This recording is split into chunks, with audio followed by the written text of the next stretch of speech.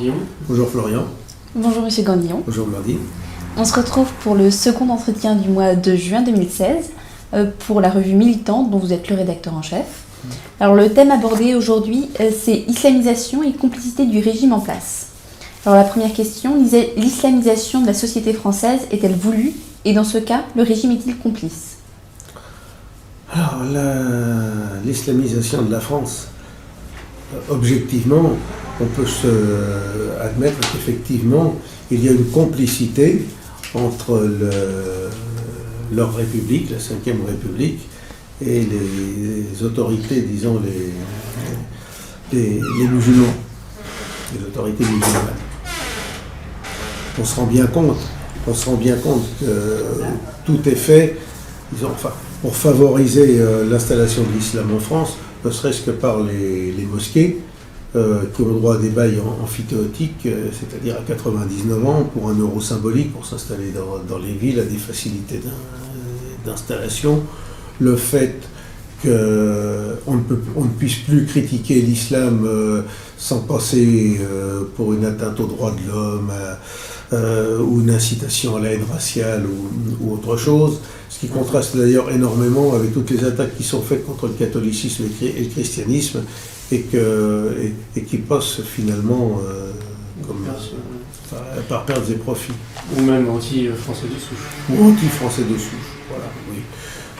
On se rend bien compte qu'il y a un syndrome pro-musulman de la part des dirigeants du pays, de la pseudo-élite du pays, la technocratie et politica républicaine, en faveur de l'islam. Mais ça, ce n'est pas nouveau. Ce n'est pas nouveau.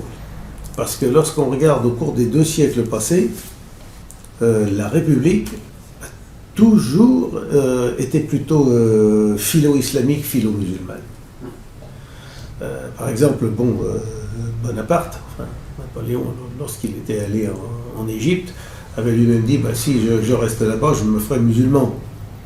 Mais bon, encore, on peut dire par opportunité, il choisissait cette voie, mais c'est qu'ensuite il a persisté dans cette position. Je relève dans le journal de Sainte-Hélène 1815-1818, il écrit, c'est dans l'édition Flammarion 47, 28 août 1817, « J'aime mieux la religion de Mahomet, elle est moins ridicule que la nôtre ».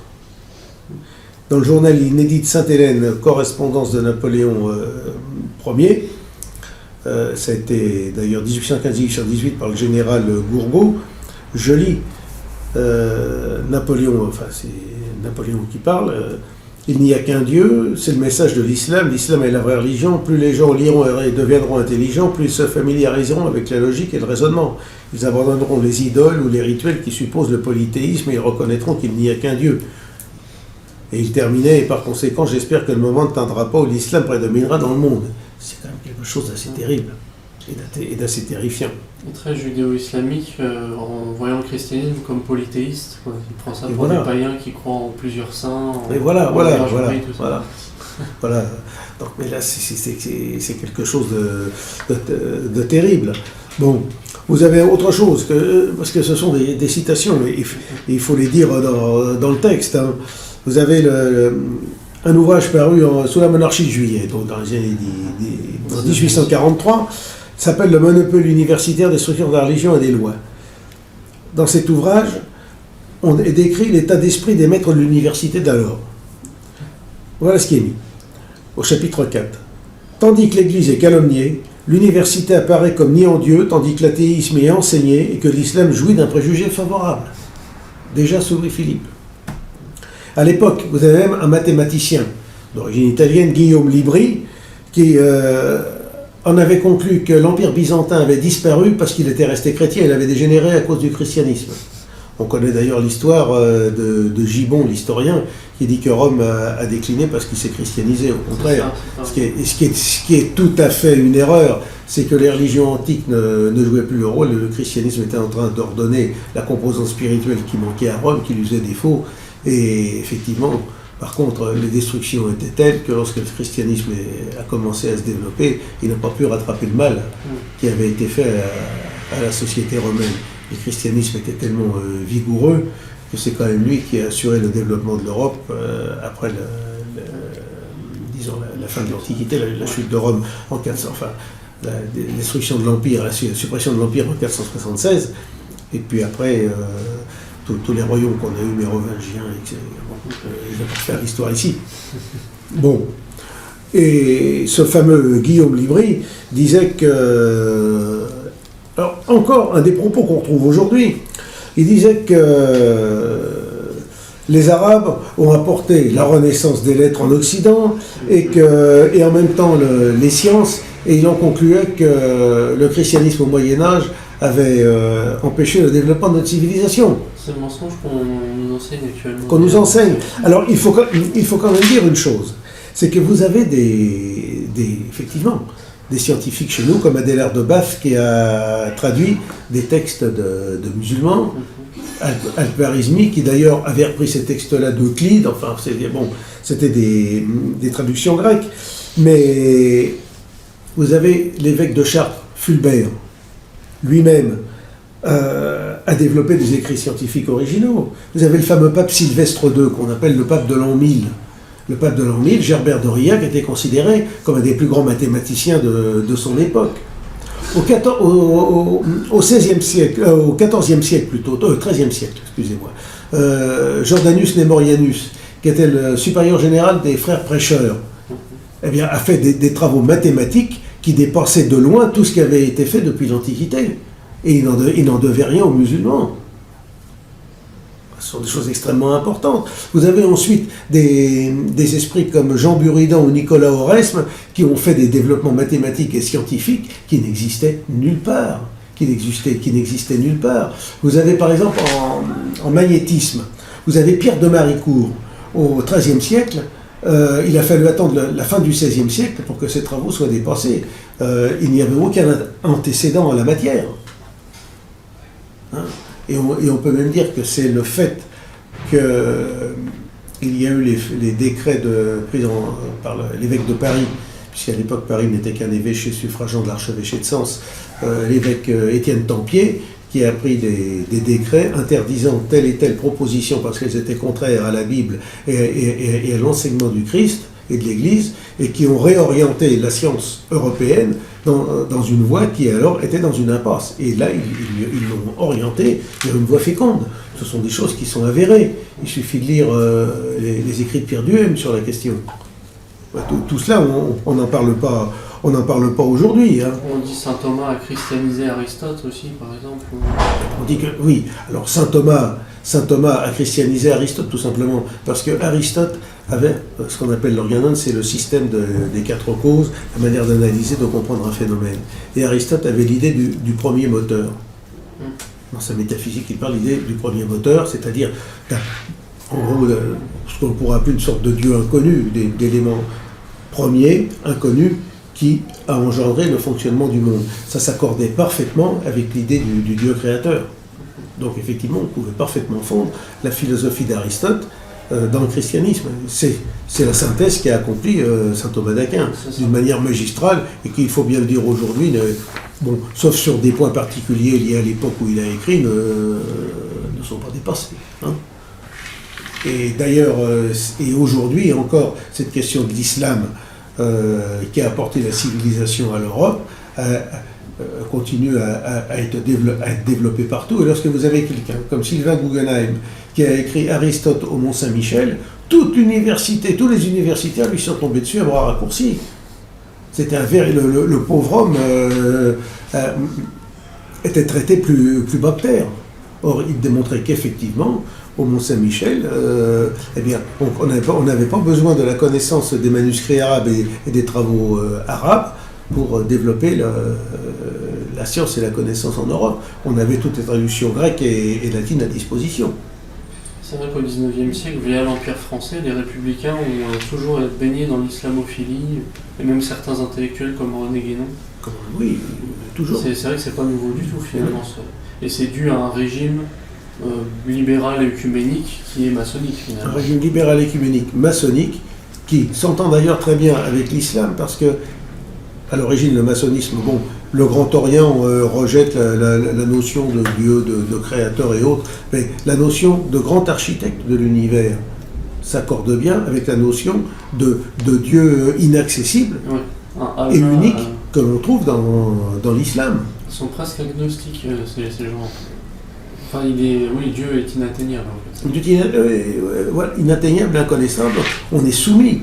Et le maçonnisme se rejoint avec cette conception des choses. D'ailleurs, quand on voit que le maçonnisme vient de l'origine de la Kabbale, Ouais. Et de la gnose. et de la gnose, bon, on comprend très bien pourquoi on en est là, et les retranchements de la filiation. Et puis d'ailleurs, Grand Orient plus athée, mais il y a des grandes loges nationales de France qui sont... Qui maintiennent cette idée de grand architecte de l'univers et cette ambiguïté, cet équivoque avec le christianisme et autres. Et alors, je vais dire le mot, mais il y a un certain, ça pourra choquer certains, mais il y a beaucoup de catholiques qui sont idiots utiles et qui sont dans les loges et qui disent je peux être à la fois catholique et maçon. Non, l'enseignement des papes, des papes, enfin si on pourrait dire des vrais papes, a bien montré qu'on ne pouvait pas être à la fois catholique et franc-maçon. C'était totalement incompatible. Mais ensuite, lorsque l'on parle de la République philo-islamique, prenez le cas de l'Algérie. Ouais, qui a empêché la catholicisation. La catholicisation de l'Algérie. Bon, lorsque en 1830, Charles X, qui était le roi très chrétien, c'est notre dernier roi de France, il a quand même apporté à la France des terres nouvelles. C'est le dernier. Et en 1830, juste avant qu'il soit chassé du pouvoir par les révoltes de juillet, voilà, ce qu'ils appellent les Trois Glorieuses, avait lancé la conquête de l'Algérie, et à la tête des forces françaises, il y avait le maréchal de Bourmont, qui lui amenait des prêtres avec lui.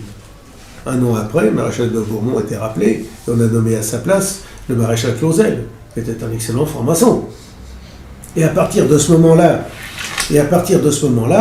on a commencé à interdire aux prêtres d'aller évangéliser. Par exemple, au tout début, les musulmans qui voyaient arriver les Français libérateurs, parce qu'ils en avaient assez du joug des Turcs, proposaient leur mosquée aux prêtres pour les transformer en église. On oublie cela. Ils n'attendaient que d'être convertis. Or, on ne les a pas convertis. Et on les a, mais mieux encore, on les a laissés, on les a islamisés alors qu'ils n'y étaient quasiment pas. Vous prenez par exemple la ville, je crois c'est Philippeville. Dans la ville de Philippeville, vous aviez des églises. On interdisait quasiment de construire des églises où c'était simplement réservé aux Européens qui venaient s'installer. Par contre, on a trouvé le moyen de construire une mosquée et d'installer des imams dans une ville où il n'y en avait jamais eu. C'est quand même pas mal. Hein? J'ai relevé dans un texte, le journal catholique, le correspondant, de 1846. Voilà. La politique menée en Algérie sous Louis-Philippe. On a commencé par qu'il suffisait d'offrir aux musulmans les charmes de notre civilisation pour en faire des sujets dévoués de la France, et que l'expérience a prononcé contre cette méconnaissance de l'esprit nécessaire de l'islamisme, on a passé d'une confiance insensée à des plans d'extermination. En même temps, la religion catholique était sacrifiée à l'islamisme.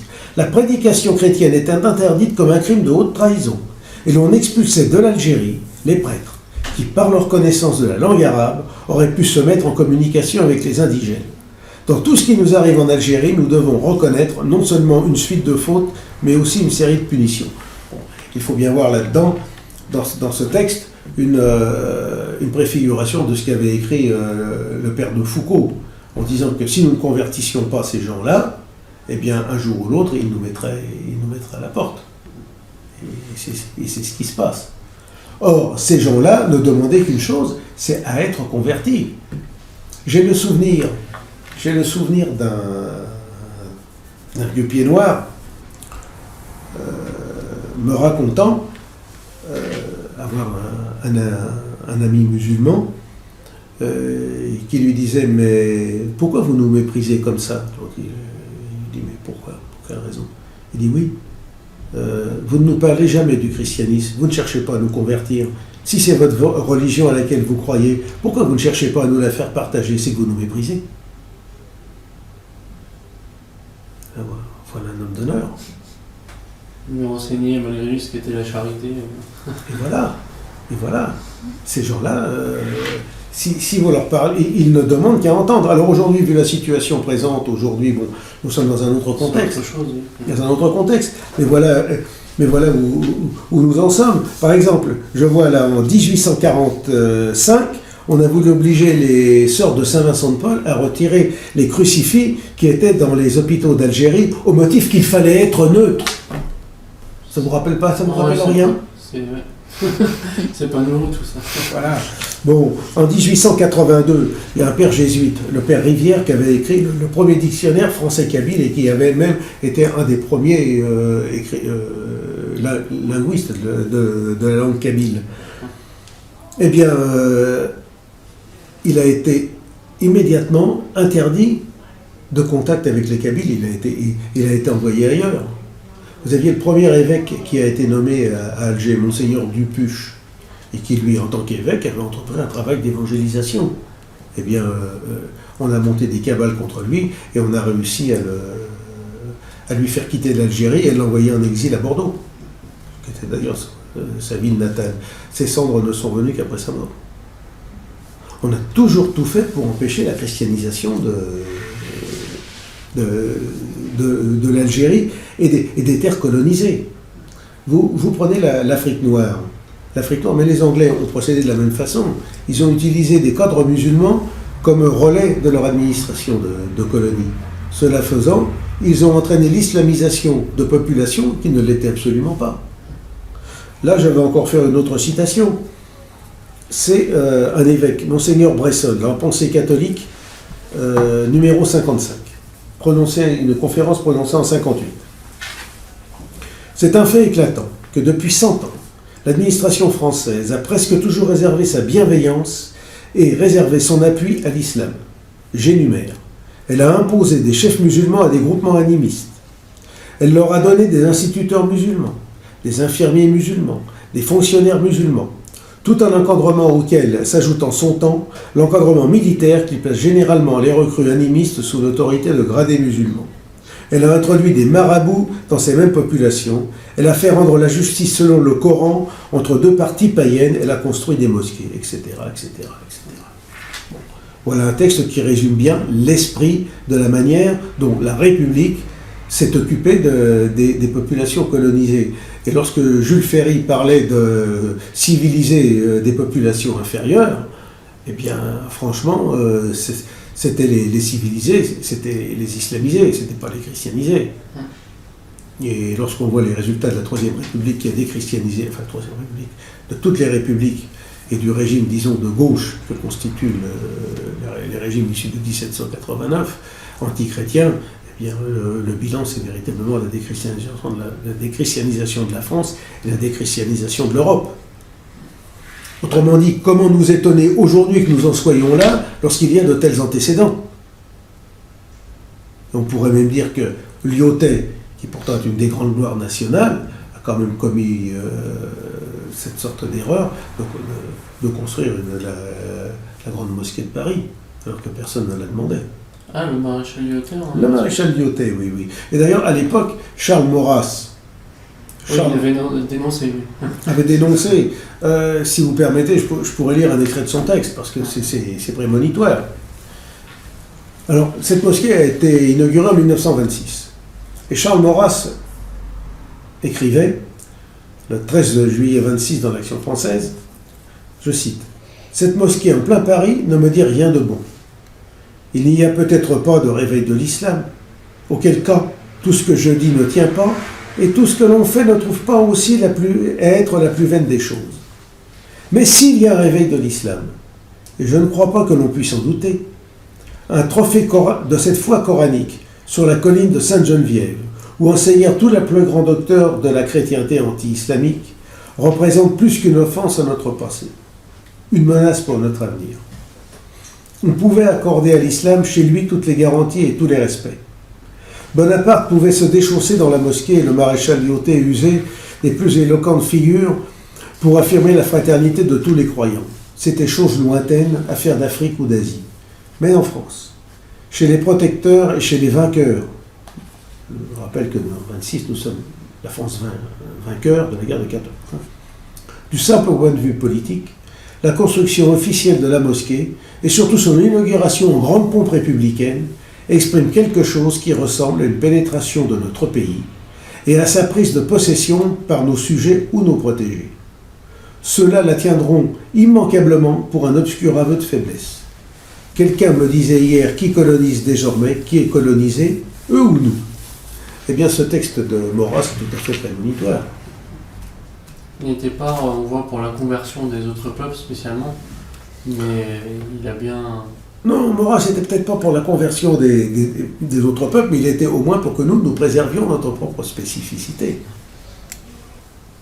Et nous, en politique, nous n'avons pas à être pour ou contre l'islam, c'est pas notre problème. C'est à l'Église de les convertir, c'est à l'Église de faire le travail. Nous, ce que nous disons, c'est que la France est une terre chrétienne, qu'elle doit le rester.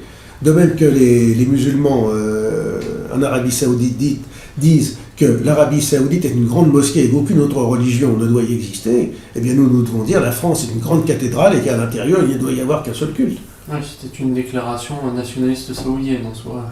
Oui, mais les Saoudiens, de leur point de vue, sont tout à fait légitimes à dire. Et nous, chez nous, nous devons dire que la France est une grande cathédrale et la France ne doit admettre que le culte catholique. Et on pourrait même dire, s'il existe une nation européenne, l'Europe est une grande cathédrale et ne doit admettre que les cultes, disons, chrétiens, puisque malheureusement il y a eu des schismes, il y a eu des hérésies protestantes et autres. Enfin, bon, voilà. Et il y a autre chose, très important, c'est le saint-simonisme. Le saint-simonisme a joué un grand rôle aussi dans l'esprit islamisant de la France.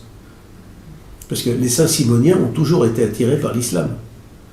On a eu un certain Ismaël Urbain, qui était un métis de Guyane converti à l'islam, qui était d'ailleurs avait trouvé le moyen d'être un des conseillers de Napoléon III, et qui voulait développer l'islamisation de l'Algérie et interdire les prêtres en Algérie. Est-ce que c'est pas lié à Saint-Simon, c'est Saint-Simonien? Oui, les Saint-Simoniens, c'est cette secte adepte du progrès technique et économique. Bon, d'ailleurs, il y a eu des figures extrêmement importantes. Hein. Il y a eu par exemple Paulin Talabot qui a été à l'origine du développement du réseau du PLM. Hein. Et vous avez des grands ingénieurs qui ont été importants à l'origine de la Compagnie des Eaux, de différentes choses. Mais il y a ce côté islamisant qu'il ne faut pas éliminer, et surtout ce côté antichrétien. Vous avez l'amiral Charles Guillain en Nouvelle-Calédonie qui a tout fait pour empêcher le travail des missionnaires.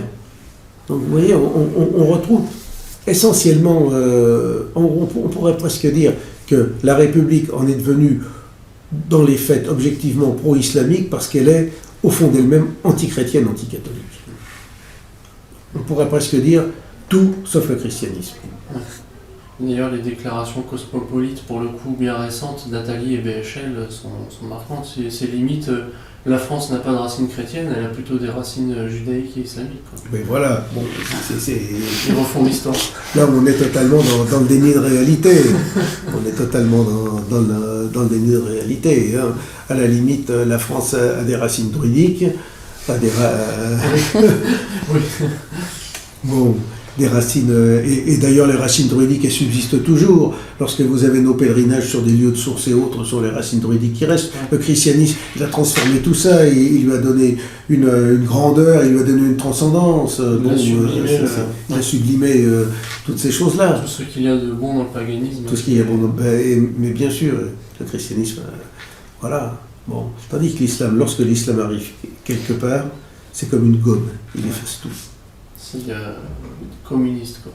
Oui. Ce communisme du désert disait, ça vous dit pas quelque chose, hein, l'auteur Houellebecq? Michel Houellebecq. Michel Houellebecq, il a dû le dire, mais il y a d'autres auteurs plus anciens. Il y en a un, je me souviens plus de son nom, il avait dit l'islam, le communisme du XXIe siècle. Ah oui, c'est ça. Je me souviens plus. Bon, c'est un...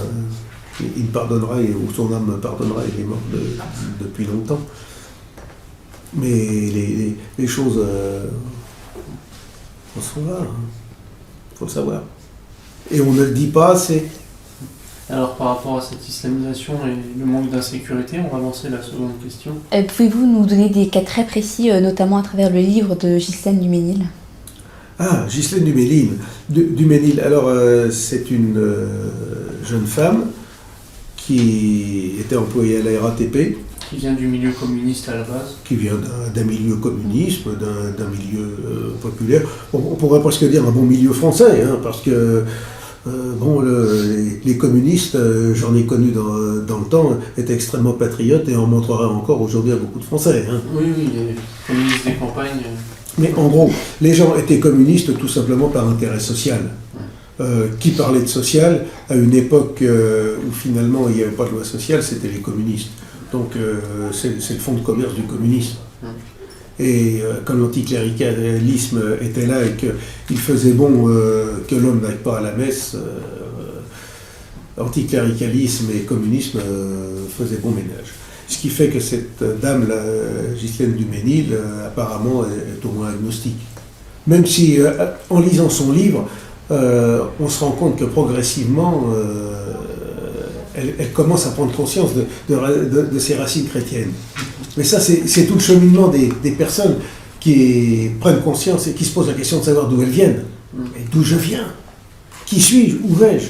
Alors elle a publié un livre, effectivement, aux éditions Riposte Laïque, c'est Mahomet au volant, la charia au tournant. Alors c'est assez terrible, alors, parce que cette jeune femme travaillait à la RATP, et progressivement, par la politique d'embauche menée par la direction, de discrimination positive, où on a commencé par priorité à embaucher des musulmans plutôt que des Français, de souche, a vu progressivement arriver donc des musulmans. Au point qu'aujourd'hui, d'après ce qu'elle dit, la moitié des machinistes à la RATP sont d'origine musulmane. C'est quand même pas très représentatif de la population parisienne, quoique à l'avenir, on ne sait pas où on va. Et puis elle disait que du coup, les collègues de plus en plus musulmans refusaient de leur serrer la main. Et voilà, et progressivement, alors au début, vous avez un ou deux musulmans qui viennent, eh bien, ils se font plus ou moins dans la masse, et au fur et à mesure qu'il y en a d'autres qui viennent, bien, progressivement, ils se regroupent entre eux, et puis ils imposent leur façon de faire. Donc effectivement, du point de vue musulman, ils refusaient de serrer la main des femmes, ils refusaient de s'asseoir sur les mêmes sièges que les femmes, et progressivement introduisant des pratiques discriminatoires envers les femmes. Ils transformaient les salles de repos au dépôt de la RATP en salles de prière. Alors cette dame, par une réaction de bon sens, on dit « ça ne peut pas durer ». Il a réagi donc auprès des syndicats qui l'ont accusé d'être d'extrême droite, etc. Alors évidemment, elle a été accusée d'extrême droite par les syndicats. Tentée d'être virée. Elle voulait la virer. Et en plus, quand elle a fait des recours auprès de la hiérarchie, c'est la hiérarchie elle-même qui a cherché à la piéger professionnellement. C'est la hiérarchie qui a cherché à la pousser à la faute professionnelle pour pouvoir la mettre à la porte. Autrement dit, la hiérarchie, les cadres de la RATP ont montré là leur totale lâcheté. Même certains de ses collègues, parce que c'est une femme finalement qui a un certain courage, puisque ses collègues qui suivaient et qui étaient plus ou moins d'accord avec elle, même eux lâchaient sous toutes les pressions. Et oui, les collègues eux-mêmes sous toutes les pressions, sous la vindicte, sous les accusations de racisme et autres, la laissaient tomber progressivement. Et cette dame s'est retrouvée toute seule au point qu'en 2015, finalement, elle a quitté la RATP. Elle a été contrainte. Elle a été contrainte. Et son livre est extrêmement intéressant parce qu'il montre à la fois l'islamisation rampante de la société française, mais aussi la lâche collaboration des dirigeants français et des cadres supérieurs de la RATP. c'est là qu'on se rend compte que par lâcheté, par intérêt professionnel ou autre, toute cette haute direction trahit la France, trahit les intérêts de la France. Ce sont des gens qui ne méritent que le mépris. Et le fait que vous avez la RATP, c'est quelque chose qui se répand progressivement partout. Il y a une forme de lâcheté générale parce que les pouvoirs publics se couchent devant l'islam et devant les dirigeants musulmans. Et comment les dirigeants musulmans n'en profiteraient-ils pas? Excusez-moi. Lorsque vous avez quelqu'un, au fur et à mesure que vous avancez, se met à reculer et recule encore plus vite que vous avancez. Vous en profitez, vous avancez, c'est tout à fait normal. Là-dedans, encore une fois de plus, ce ne sont pas les musulmans qu'il faut incriminer. Les musulmans, eux, ils jouent leur rôle, ils avancent, ils font leur position de conquérant, mais par contre, les dirigeants français qui se couchent devant eux, ce sont tout simplement les gens, je le répète, les gens les plus méprisables qui soient, les gens qui ne méritent aucun respect. Et s'ils se font cracher à la figure, ils n'ont que la rétribution qu'ils méritent. Donc cette dame est extrêmement courageuse. Mais en plus, dans son livre, elle montre une chose extrêmement importante.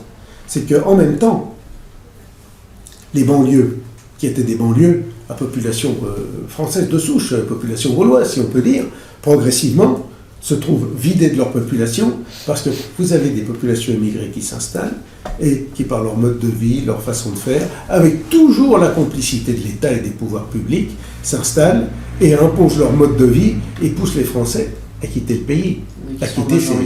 Ils deviennent majoritaires. Alors cette dame, elle a quitté sa banlieue, oui. Elle a quitté sa banlieue en pensant trouver dans la grande banlieue, au-delà de Paris, dans l'Oise ou autre, des régions où ça sera trouvé entre Français. Oui, ça a duré 1 an ou 2, mais progressivement, les autres populations arrivent, encouragées encore une fois de plus par le régime de trahison qui est aux affaires. Et là, aujourd'hui, elle se retrouve progressivement confrontée au même problème dans sa lointaine banlieue qu'elle l'était dans la proche banlieue. Donc on voit, à travers ce livre, Mahomet au volant, la charia au tournant, tout un processus de conquête de la France par des populations étrangères, avec en plus la complicité des gouvernants français. En état de dimitude, comme on dit. Qui sont en état de dimitude, c'est-à-dire en état de soumission. Et je le répète, mais les musulmans, eux, ils jouent leur rôle. Par contre, que les gouvernants français ne s'y opposent pas, eux ne jouent pas leur rôle. Ils agissent comme des traîtres, comme des criminels. Ou alors, comme vous le disiez, leur rôle est un peu de mettre à mort les Blancs et le christianisme. Mais cela se comprend parfaitement par le logiciel mental et intellectuel de la classe politique. Bon, ce que je viens de raconter tout à l'heure de l'histoire de la République et de l'islam permet de comprendre l'état mental dans lequel nous sommes aujourd'hui. Alors à cela s'ajoute en plus la fameuse idéologie des droits de l'homme. Alors cette fameuse idéologie des droits de l'homme, qu'est-ce que c'est à l'origine? C'est tout simplement le respect des libertés publiques. T'as pas le droit de faire ci, de faire du mal à ton voisin, etc. Le respect de la personne humaine, c'est le respect des libertés publiques. Mais à partir du moment où, surtout dans les années 50, on a commencé à transformer ces droits de l'homme en véritable religion, et en religion laïque, en religion républicaine, eh bien, on en arrive aujourd'hui, paradoxalement, à un État laïque et athée, mais qui est un État religieux, mais avec la religion des droits de l'homme.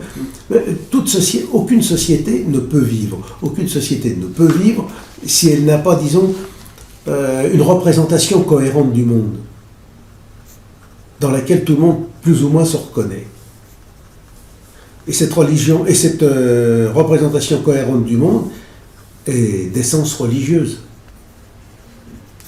Ça permet d'avoir une cohérence, de se sentir bien, d'avoir des repères. On a détruit, enfin le régime, leur république, depuis 2 siècles, est arrivée à ce qu'elle veut, détruire le christianisme, ou alors à transformer les évêques en carpettes. Oui, on peut le dire. Et bien, elle a ce qu'elle veut, mais seulement pour maintenir la cohésion, elle essaie de trouver un ersatz de religion. Et sa religion, c'est le laïcisme, les valeurs républicaines, les droits de l'homme, enfin, toutes ces choses-là. Et au nom de ces religions-là, on fait des lois qui empêchent les gens de penser, qui empêchent les gens de parler. Alors on n'envoie pas encore les gens au bûcher, mais ça va pas tarder. D'ailleurs, aujourd'hui, on ne les envoie pas au bûcher, mais c'est la mort civile, c'est la prison, c'est ceci, c'est cela. Vous avez toutes les lois liberticides concernant, on ne peut pas critiquer certaines vérités historiques autoproclamées, enfin, vous avez tout ça. On est dans un état, disons, qui a une religion qui ne veut pas se dire et qui est anti-chrétien. Le fond, c'est l'antichristianisme. Alors peut-être un petit mot aussi sur le fait qu'elle est rapprochée, faute peut-être de structures uniquement riposte laïque, qui eux d'ailleurs promouvoient ces valeurs de droits de l'homme, bien qu'ils soient... Le problème de riposte laïque, c'est effectivement de rester toujours dans un cadre républicain. Ce sont des gens qui s'en prennent à l'islam au lieu de s'en prendre au régime. En gros, ils veulent attraper le bâton qui leur tape dessus, mais ils ne se soucient pas de la main qui tient le bâton. C'est-à-dire qu'ils s'en prennent à l'islam, mais par contre ils ne s'en prennent pas au régime qui en gros manipule ou laisse avancer l'islam. Or, le véritable travail de riposte laïque, ce serait de dénoncer les fondamentaux de cette république athée, cette république antichrétienne qui détruit donc les fondements de notre civilisation. Et là je ne parle même pas de foi ou autre, je parle de fait de civilisation. Hein.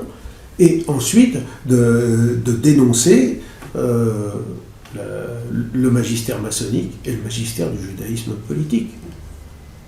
Le judaïsme politique, c'est pas une question de racisme, c'est pas une question d'antisémitisme ou autre, ça n'a rien à voir. C'est dénoncer une idéologie de conquête et de domination des peuples. On dénonçait le communisme, on dénonce le judaïsme politique. Le sionisme n'est même pas dénoncé, c'est un élément à l'intérieur de cette idéologie. Mais ça, riposte laïque, malheureusement, n'en est pas encore là. Je pense que progressivement ils y arriveront, j'espère que ça ne sera pas trop tard. Et lorsqu'on voit le livre de Ghislaine Duménil, eh bien, on se rend compte que progressivement, elle est en train de prendre conscience des racines chrétiennes de la France. Elle est en train de prendre conscience de ce qu'est la France, parce qu'elle se dit, mais moi je veux rester française, je ne veux pas qu'on m'enlève ce que je suis. Ah oui, devant le danger de l'immigration, ça amène certains à prendre conscience. Ça lui amène à prendre conscience. Et là, à mon avis, cette femme est en train de faire des revirements intellectuels très douloureux, parce qu'elle est en train progressivement de revenir à ses fondamentaux. Et, par exemple, elle parle de ses ancêtres qui ont fait la guerre de 14. Oui, mais ça, c'est la réalité de la France. Donc progressivement, et pourquoi on s'est battu en 14 ? Et qui était là en 14 ? C'était les vieux Français, les vieux chrétiens, qui étaient christianisés, qui se battaient pour leur territoire, qui étaient un peuple blanc depuis plus de 2000 ans. Mais progressivement, elle remonte. C'est un enchaînement logique. Mais je comprends très bien que pour elle ce soit douloureux, parce que non seulement on ne lui a jamais appris, mais en plus, ça ne fait pas partie, disons, de son logiciel intellectuel, dans lequel elle a été formée avec le communisme, le laïcisme et tout ce qui va avec. Donc on va passer à la troisième question. Quelles sont les conséquences que l'on doit en tirer ? Vous avez soulevé certains points déjà. Les conséquences que l'on doit tirer de son livre ou de la situation De la situation. Ah, de la situation. De la situation. De l'échantillon qui attend les classes moyennes, par exemple.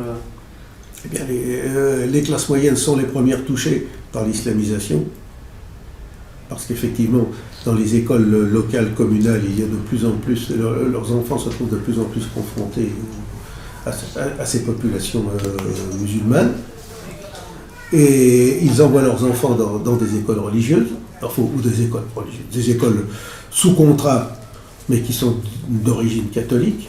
D'ailleurs, vous avez même des musulmans qui envoient leurs enfants dans ces écoles. Ils ne risquent rien, puisque de toute façon, elles n'ont plus que de catholiques de nom. Et tout simplement parce qu'ils veulent une qualité d'enseignement. Et bon, on arrive à terme à des risques de confrontation. Parce que lorsque vous avez un communautarisme qui s'installe dans un pays, vous avez toujours la grande masse des populations qui se contentent de vivre au jour le jour. C'est déjà difficile de vivre au jour le jour. Et vous avez toujours une petite fraction de gens qui, eux, ont la conscience de leur spécificité, d'où ils viennent. Et comme toujours, ce sont les franges, ce sont les marges les éléments disons à la marge de la société, mais les plus conscients, les plus actifs, qui provoquent les mouvements historiques. Et c'est comme ça que vous avez les imams, les islamistes et autres, qui progressivement poussent à imposer la charia, enfin disons les lois musulmanes en France, face à des dirigeants, des responsables politiques dont ils savent que ce sont des lâches. Ils en profitent, ils ont raison. Ce sont des lâches. Ils avancent leur pion. Mais lorsque vous en arrivez à une situation, de l'autre côté, vous avez évidemment les gens qui étaient là, c'est leur terre, ils ne savent pas où aller ailleurs, ils sont nés là, ils sont les héritiers d'une longue tradition millénaire, on en arrive inévitablement à des affrontements, c'est eux ou non, qu'on le veuille ou non. Le communautarisme est une source d'affrontement, est une source de conflit, on le voit dans tous les pays. Les cultures sont nécessairement antagonistes, oui. Les cultures sont nécessairement antagonistes. Et si on prend les musulmans eux-mêmes, là je vais me faire l'avocat des diables, non, l'avocat des musulmans en un sens, c'est que si on est musulman, vous lisez le Coran, vous avez des prescriptions légales, législatives dans le Coran. Si vous voulez les appliquer, vous ne pouvez pas accepter les lois françaises, les lois républicaines, qui, au fond d'elles-mêmes, ne pourraient pas exister s'il n'y avait pas ce substrat chrétien qui leur a permis d'apparaître. Parce qu'on a beau dire, mais la République, elle renie le christianisme, mais elle n'aurait jamais pu exister s'il n'y avait pas une société chrétienne à la base. Bon. Eh bien, lorsque vous avez ces préceptes coraniques qui viennent de Dieu, et vous êtes musulman, vous allez les chercher à les appliquer, nécessairement ils entrent en contradiction avec les lois européennes, et par nature, vous les supportez aussi longtemps que vous ne pouvez pas les renverser, vous allez tout faire pour les renverser. C'est tout à fait normal, tout à fait logique, si vous avez la foi musulmane. Oui, il reste cohérent. Mais... Il reste cohérent. Ce sont nous autres, blancs européens, qui n'avons pas la cohérence. Nous l'avons perdue parce que nous ne voulons pas reconnaître nos racines, nous ne voulons plus savoir qui nous sommes. Et là, on voit l'incohérence d'ailleurs de Mélenchon, Besançon, qui par ailleurs dénonce la haute finance pour finalement soutenir l'immigration, soutenue par cette même haute finance, tout en disant que c'est de l'extrême droite. Oui. Mais il y a une incohérence, oui et non. Parce que les Mélenchon et autres, ce sont des altermondialistes. Et qu'est-ce qu'un altermondialiste ? C'est un mondialiste autre. C'est-à-dire c'est un mondialiste qui refuse la mondialisation par le grand capital, comme aurait dit Jacques Duclos, mais ce sont des gens qui veulent la mondialisation. Et qui dit mondialisation veut melting pot, veut mélange des peuples et des populations. Donc au fond, il n'y a pas véritablement contradiction. Ils veulent un autre mondialisme, un mondialisme qui ne soit pas le mondialisme de la finance. Le mondialisme de la finance des banques, mais ils veulent quand même le mondialisme. Ils veulent quand même la dissolution des peuples dans un magma informe. Solvay et Coagula, ils le veulent toujours. Et alors le vote FN dans l'histoire, même si nous critiquons le parti, ça reflète tout de même un certain état d'esprit, le fait que... Le vote Front National... Qui grandissent, oui. Mais le vote Front National est une sorte de thermomètre de la prise de conscience des Français du problème de l'invasion musulmane en cours, faite par les dirigeants. Et d'ailleurs, on voit bien finalement les gens, au fond d'eux-mêmes, votent Front National. C'est un grand cri de refus de l'immigration et en gros de refus du régime en place actuellement. C'est l'erreur d'ailleurs qu'on leur dit chez Duménil, qui devrait abandonner ces principes de 89 qui sont dont l'islam est une conséquence pour rejoindre le nationalisme. Et voilà, mais on voit très bien, mais là dans son livre, elle dit, on voit très bien progressivement, en gros, elle avale, disons, toutes des couleuvres de plus en plus droitières, si on peut dire. Mais elle se rend compte qu'elle ne peut pas faire autrement. Ben oui, ça lui fait mal parce qu'elle est obligée d'abandonner, comme elle dit, sa culture de gauche. Ben oui, mais je veux être française tout le temps. Ben non, progressivement avec le temps, elle est bien obligée d'en arriver à la conclusion à laquelle nous sommes depuis longtemps, c'est le nationalisme. Mais je conçois très bien et je comprends très bien qu'elle va mettre très longtemps avant de nous rejoindre. Elle va mettre très longtemps. Parce que d'elle-même rejoindre les nationalismes, et c'est l'abomination de l'abomination. D'autant plus que le régime entretient très bien l'abomination, en ce sens que les nationalistes sont toujours assimilés, vous savez, l'histoire, aux heures les plus sombres de l'histoire, au nazisme, au fascisme, enfin bon, à toutes ces choses-là. Bon, bon, c'est très facile. C'est très facile. Par contre, vouloir discuter nos propositions, nos analyses et autres, on ne le fait pas. Et d'ailleurs, cette brave personne ne les connaît même pas. Je vais même vous dire, lorsque l'on discute avec nombre de personnes et que l'on leur distille en quelque sorte la doctrine nationalisme, elles vous approuvent. Elles vous approuvent, elles sont d'accord totalement avec vous. Et lorsque vous lui, écoutez, c'est le nationalisme. Ah ben là, oui, non, là, quand même. Là, ça disjoncte alors. Là, voilà, vous voyez, vous avez des blocages mentaux qui sont fabriqués par le système, par les médias, par le bourrage de crâne quotidien, et qui font qu'à un moment ou à un autre, les gens, ah ben là, je peux pas y aller. Vous voyez, alors, aussi longtemps qu'on n'aura pas fait sauter ces verrous, eh bien, effectivement, les joints ne nous rejoindront pas. Mais croyez-moi, l'expérience qu'a vécue cette dame, d'autres vont la vivre, et dans des conditions beaucoup plus graves encore, beaucoup plus dures. Et il n'y a rien de tel que l'expérience, être confronté à la réalité pour commencer à abandonner ses illusions. Ces blocages mentaux. Et ces blocages mentaux. J'en ai un exemple assez explosif. Il y en a un qui me disait je crois pas en Dieu parce que c'est écrit de la main de l'homme. Moi je lui dis la Shoah a été écrite de la main de l'homme. Et il m'a dit ah non, ça c'est vrai. Voilà, mais non, mais voilà, mais non, mais on se heurte à des incohérences logiques. Des incohérences logiques. Des incohérences purement logiques. Deux blocages mentaux. Des blocages mentaux. Bon ben voilà. C'est bien comme disait Pierre Sidos, aujourd'hui on a abandonné le christianisme pour être dans la religion gnostique. Bon, ça n'est pas une émission sur le sujet. Non, mais je veux dire, mais effectivement, il y a des blocages mentaux, voilà. Puis vous savez, tout ce qui est légal devient moral. C'est un vieil adage. Et bien que ça ne soit pas une émission sur l'islam, d'ailleurs, on va lancer deux petites questions. Oui, en deux mots, qu'est-ce que cette religion islamique ? La religion islamique. Alors, bon, vous avez dit que c'était, assez légaliste, qui mélange le politique et le religieux, voilà. Déjà. Alors, c'est plutôt que ce soit une religion, je dirais plutôt que c'est une idéologie religieuse. Alors, en ce qui concerne les origines de l'islam, alors évidemment, si on prend la tradition,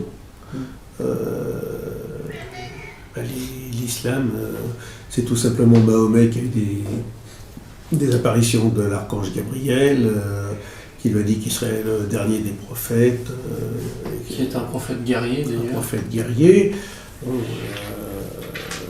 Et en plus, il y a toute une sorte de légende merveilleuse sur la situation. Il y a même des hadiths qui sont, selon les propres musulmans, des sources non vérifiées. Les hadiths, ce sont des sources orales qui, certains musulmans les mettent en cause en disant que ce n'est pas vraiment vérifié. Et qui se rapprochent un peu du Talmud dans des conceptions. Oui, alors là, justement, des travaux ont été faits, parce que, la Bible, le christianisme a été soumis à la critique scientifique, à l'analyse scientifique. Et Dieu sait si on a retourné tous les versets de la Bible à l'envers, à l'endroit, dans tous les sens pour voir... en 5 langues différentes. Si ça n'avait pas été trafiqué en long et en large, bref. L'islam, on n'a pas le droit d'y toucher, c'est de la boîte noire, on ne doit pas l'ouvrir. Bon, comme nous sommes quand même un monde fondé sur la raison, le christianisme est une religion grecque d'ailleurs. Le christianisme est certains juifs intelligents qui nous dénoncent la voient comme une religion grecque.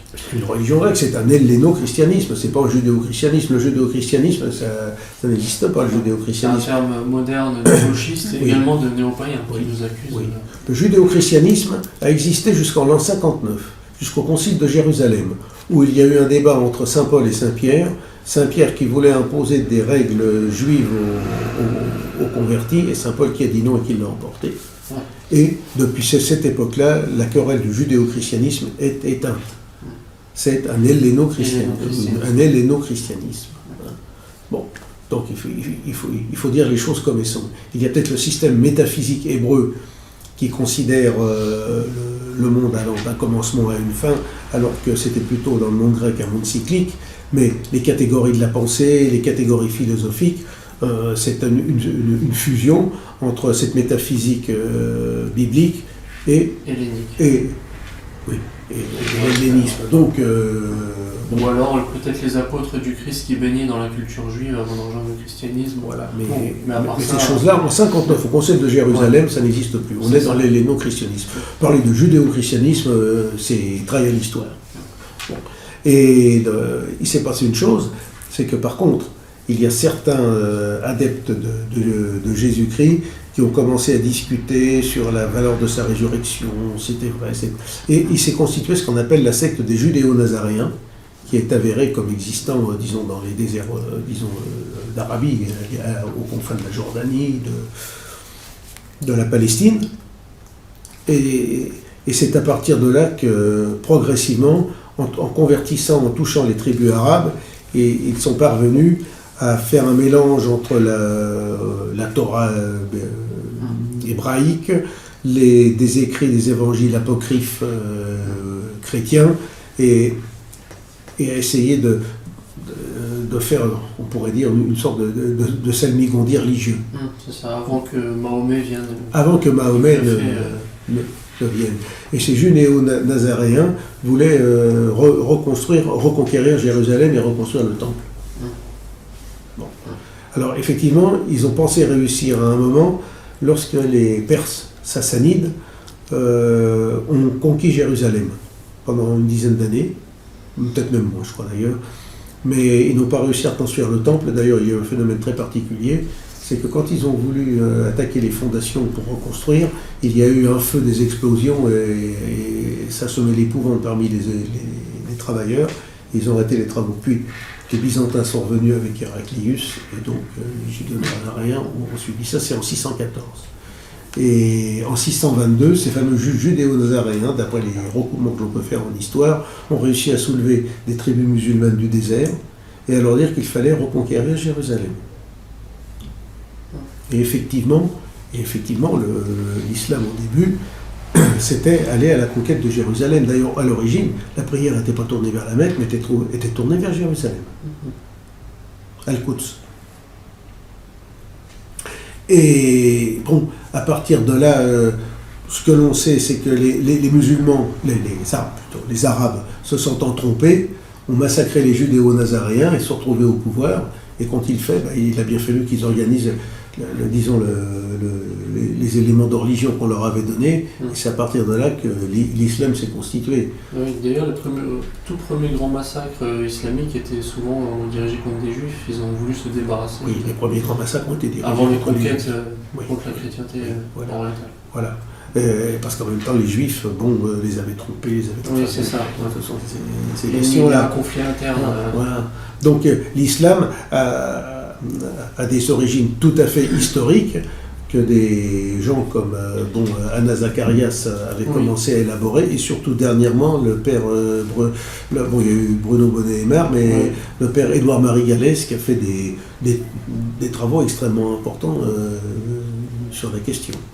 D'ailleurs, il y a un petit résumé du travail qui a été fait par un certain Olaf, que l'on peut trouver facilement sur Internet. C'est facile à lire, c'est très didactique, 90 pages.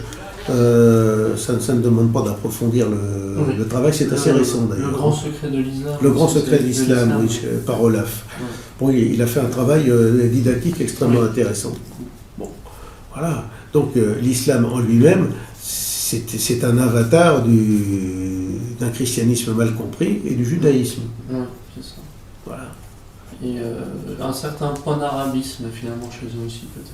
Alors il y a eu le panarabisme, mais à l'origine, la plupart des populations arabes étaient chrétiennes. Oui, mais là, au moins linguistique. Et linguistique, oui.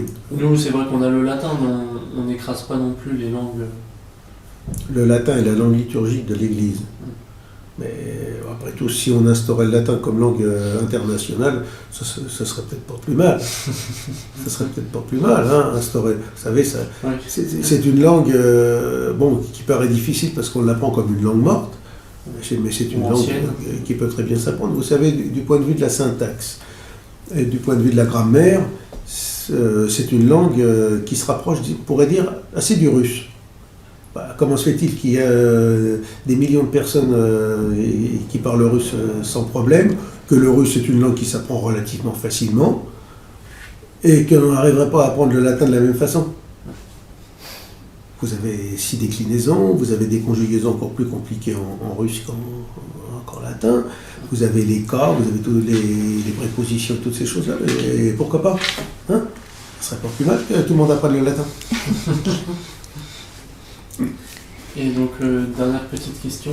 L'invasion musulmane est-elle une redondance dans l'histoire? Alors, l'invasion musulmane, il y a eu différentes vagues d'invasion. Il y a eu différentes vagues d'invasion. La toute première, c'est celle qui a submergé le Proche-Orient, oui, dans les années 630-650, après la bataille du Yarmouk. Toute la Syrie byzantine a été conquise par les tribus musulmanes du désert. En même temps, l'Empire perse a été conquis, après les batailles de Néhaven, par exemple, en 637. Et chez nous, aussitôt les musulmans ont avancé en Égypte, ils ont conquis l'Égypte, et ensuite ils ont avancé vers la Tripolitaine, vers la Tunisie. Ils ont beaucoup de mal à conquérir la Tunisie. Ensuite, le Maghreb, enfin le monde berbère qui a résisté pendant très longtemps. Il y a eu la fameuse héroïne, la Caïna d'ailleurs. Et ils sont passés en Europe. Il y a la fameuse bataille de Poitiers. Il y a eu ce que l'on pourra presque dire une première tenaille islamique pour l'Europe, qui s'est terminée par la bataille de Poitiers en 732 et de l'autre côté, en 750, la bataille d'Akroïnon en Asie mineure. La première vague a refoulé. Il y a eu ensuite progressivement la reconquista en Espagne. C'est vrai que ça a commencé dans le Midi plutôt, avec la bataille de Toulouse, de Poitiers, et ensuite progressivement. L'islam débordant sur les côtes méditerranéennes. Sur les côtes méditerranéennes, il y a eu un temps l'avancée, comme ça se passe souvent des périodes d'avancée et de recul. Il y a eu la conquête de la Sicile par les Sarrasins. Oui, même la Calabre, je crois, tout ce qui est... Voilà, oui, le sud. Il a fallu donc dans les années 800, et la reconquête qui a été faite par les Normands, de Robert Guiscard, conduit par Robert Guiscard, qui a créé d'ailleurs le royaume normand de Sicile. La reconquête byzantine qui s'est faite, parce que les Byzantins avaient perdu beaucoup de terres, mais sous l'empereur Basile II, qui est mort en 1025, l'empire byzantin s'étendait jusqu'à l'Arménie, jusqu'aux frontières de l'Iran actuel. En gros, c'était la Turquie actuelle, les frontières. Ça allait très très loin. Même l'empereur Jean Tzimiskès est allé jusqu'à Jérusalem, dans les années 960 de notre ère. Vous avez eu donc cette avancée. D'ailleurs, les croisades sont d'ailleurs pas une volonté de conquête, c'est simplement la volonté de rouvrir la route du pèlerinage de Jérusalem. Pour rétablir les droits des chrétiens. Rétablir les droits des chrétiens. Quelques notions de reconquête d'ailleurs. De reconquête, mais c'était surtout les Byzantins qui voulaient reconquérir. Nous, ce que l'on voulait, enfin disons nos ancêtres, Godefroy de Bouillon, c'était réouvrir la route du pèlerinage de Jérusalem. Et ensuite, il y a eu une deuxième vague. La deuxième vague, c'était celle des Ottomans, des Turcs. Après la bataille de Manzikert, perdue par les Byzantins en 1071, sur laquelle il y aurait beaucoup à dire d'ailleurs, parce que c'est lié à l'affaiblissement intérieur de Byzance avec des problèmes très actuels. C'est autre chose. Et à ce moment-là, les Turcs ont envahi toute l'Asie mineure. Un siècle et demi après, une tribu des Osmanlis, installée dans la vallée du Sangarios, qu'on appelle aujourd'hui la Sakarya, a commencé à développer son petit émirat, son petit sultanat, et progressivement il a grossi, et c'est devenu l'Empire ottoman. L'Empire ottoman, qui a quand même menacé la chrétienté, entre 1529 et 1683 dans la région de Vienne. Oui, donc il y a eu le Saint-Empire romain germanique et Charles Quint, la bataille de Lépante et des choses Il y a eu comme la ça. bataille de Lépante en 1571, vous aviez eu le siège de Vienne en 1529, le deuxième siège de Vienne en 1683, c'était une réalité. Les attaques des Sarrasins, des pirates barbaresques sur les côtes méditerranéennes, quand vous allez en Provence, que vous voyez tous les petits villages perchés sur les hauteurs, c'est pas pour rien, c'était tout simplement pour échapper aux raids des barbaresques. Hein. Les raids des barbaresques ont quand même entraîné en esclavage plus d'1,5 million de chrétiens, d'Européens. Ouais. Ce n'est pas rien. Ouais, c'est vrai. Bon, alors ça, ensuite il y a eu cette reconquête. À la fin du 19e siècle, effectivement, l'Europe, disons, resplendissante, retrouvée, écarté l'islam de l'Europe et a même repris des positions avec la conquête de l'Afrique du Nord sur des terres anciennement chrétiennes islamisées au 8e siècle. Et l'Empire ottoman a perdu toutes ces terres en Europe, sauf la Thrace d'ailleurs, grâce merci messieurs les Anglais, en 1919, parce qu'on pouvait reprendre Constantinople. Et même dès 1912, les Ottomans avaient perdu ce qu'on appelait la Roumélie, c'est-à-dire l'actuelle Macédoine, le nord de la Grèce, enfin disons, toutes ces terres, l'Albanie. Hein. Bon. Et aujourd'hui, eh bien, un siècle après, l'islam reprend son avancée, mais d'une autre manière. D'une autre manière, au lieu de venir avec des armes armées conquérantes, eh bien, ils arrivent avec une valise. Et des aides sociales. Et des aides sociales. Mais, alors vous avez les populations qui viennent, qui s'installent, et puis ensuite vous avez les imams qui viennent et qui prennent les populations en main. Mais ça, c'est un phénomène historique très connu. Et les Turcs, aujourd'hui, on ne peut quand même pas faire l'injure à Erdogan de vouloir recréer l'Empire ottoman. Il en profite, oui. Il en profite. Parce que nous, si on n'a pas de mémoire, si on a la mémoire courte, comme disait le maréchal Pétain, les musulmans, les Turcs ne l'ont pas. 1912, la perte de toutes ces terres d'Europe, c'est pas vieux, ça fait un siècle. C'est rien du tout dans l'histoire ancienne. De sacrées réactions, c'est comme l'Allemagne et un peu l'Italie trahie par le traité de Versailles. Mais, oui. Ça a créé toute une réaction patriotique et qui a donné en partie Mussolini et Hitler. Voilà. Mais là encore, c'était à court terme, mais là c'est sur les siècles. Et l'histoire, il y a les mouvements à court terme et les mouvements à long terme. Et là, nous sommes de nouveau dans un mouvement à long terme. Alors, si nous ne réagissons pas, il est évident que la chrétienté sera très très mal en point. Tant plus que la nature a horreur du vide, tant par les populations que dans les intelligences et dans les esprits. L'homme est un homme foncièrement religieux. Si on lui enlève la religion, quelqu'un d'autre viendra pour lui en amener une autre. Donc on terminera sur ce beau rappel historique et même philosophique. Mais il y a le feu à la maison. Hein. Oui. Merci Monsieur Gandillon. Dans les prochains entretiens, nous aborderons d'autres thèmes comme la crise agricole, l'économie orientée nationale-socialiste, remède au virus du libéralisme, etc. Pensez à suivre notre chaîne, à partager la vidéo et à vous abonner à la revue. Également, nous suivre sur les réseaux sociaux, puisqu'il y a un Facebook et un Twitter aussi qui permet de relayer tout ce qui est article. Et donc, pour la revue Militant, c'est revue-militant.fr, le site internet, où il y a une section contact. On peut toujours envoyer des courriels si jamais on veut contribuer à la revue en étant en capacité de rédiger des articles. Et sur le site, il y a aussi possibilité de voir les nouveaux numéros, éditoriaux, pour pouvoir se procurer les numéros, s'abonner. Et donc la boîte postale, si on veut contacter Militant par courrier, c'est BP 154 75 463 Paris CEDEX 10. Voilà pour les informations. Donc merci Monsieur Gandillon. Eh bien, bonsoir Florian, bonsoir Blandine. Bonsoir Monsieur Gandillon. Bonne soirée.